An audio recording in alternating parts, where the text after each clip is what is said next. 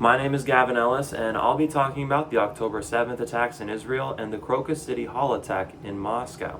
Now, as I discuss the October 7th attack, I'll be incorporating research from Sobelman on the origins of Hamas's attack, as well as Marco's work on how this attack relates to the maturation of terrorism studies.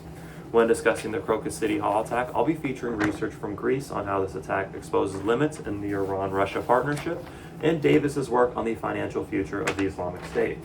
Now, the October 7th attack can be classified as international terrorism because the attack took place in a different country than where the perpetrators originated from. The Palestinian attackers crossed into Israeli borders to conduct the attack.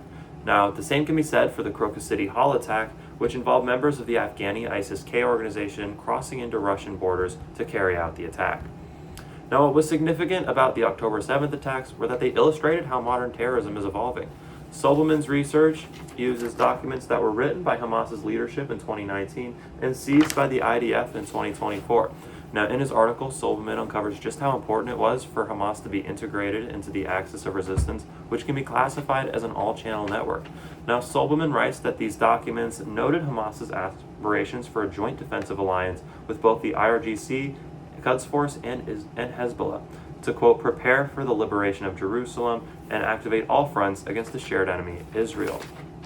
Now, Sobelman's research shows us that Hamas took an almost state-like approach when planning this attack by including a variety of outside actors. And while it's not uncommon for terrorist organizations to receive material and logistical support from outsiders, it is rather unorthodox for them to be just as reliant on these outsiders as Hamas was for this attack.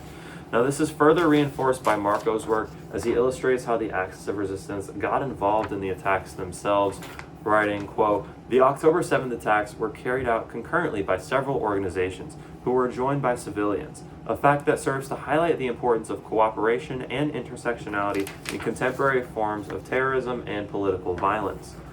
Now, these works illustrate just how important it was for Hamas to receive help from outside actors. And while Hamas believed that Israel was at a heightened state of vulnerability, they didn't believe that they alone had the capability to bring about Israel's destruction. So naturally, they worked with other organizations who also had the intent to do so as well.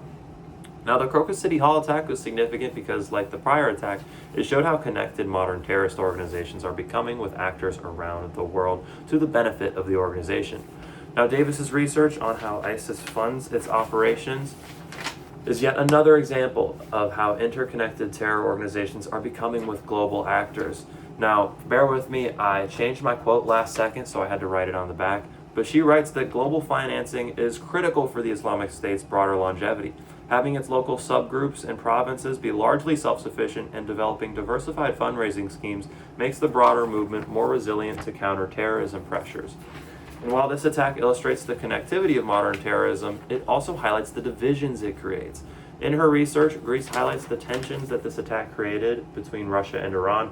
Two nations have been working more and more with each other in recent years, and who both see ISIS-K as a shared enemy.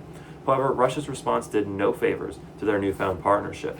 Now, Greece writes that Russia's response to the Crocus City Hall attack risks exacerbating Iranian anxieties about their relative status in the relationship. It could also magnify divisions within Iran because not all Iranian leaders have welcomed closer relations with Russia, and some are wary of Iran becoming too dependent on foreign power. And while this last piece isn't one of my four sources from the project, I feel like this source from the Associated Press is worth including because it fits in with the broader theme of my project. Prior to the attack, the United States warned Russia about intelligence showing that there might be an attack in Russia on large gatherings or concert venues, which Russia ultimately ignored. And this shows that despite being fierce adversaries, there is still some sense of unity on the world stage in combating terrorism. Now, these two attacks illustrate just how terrorism is evolving on all fronts. As seen in both attacks, these terrorist organizations are getting financial, material, and logistical support from global actors. In the case of Hamas, that support came in the forms of planning and carrying out the attack. Whereas for ISIS, they get financial support from different states, groups, and cells across the world. But the Crocus attack showed us that terrorism can highlight divisions between allies and show that they may not be as aligned as they would like to be. The attack also shows us just how committed states are to the counterterrorism effort, that they are willing to warn their biggest adversaries of a threat if it ever emerges. Thank you.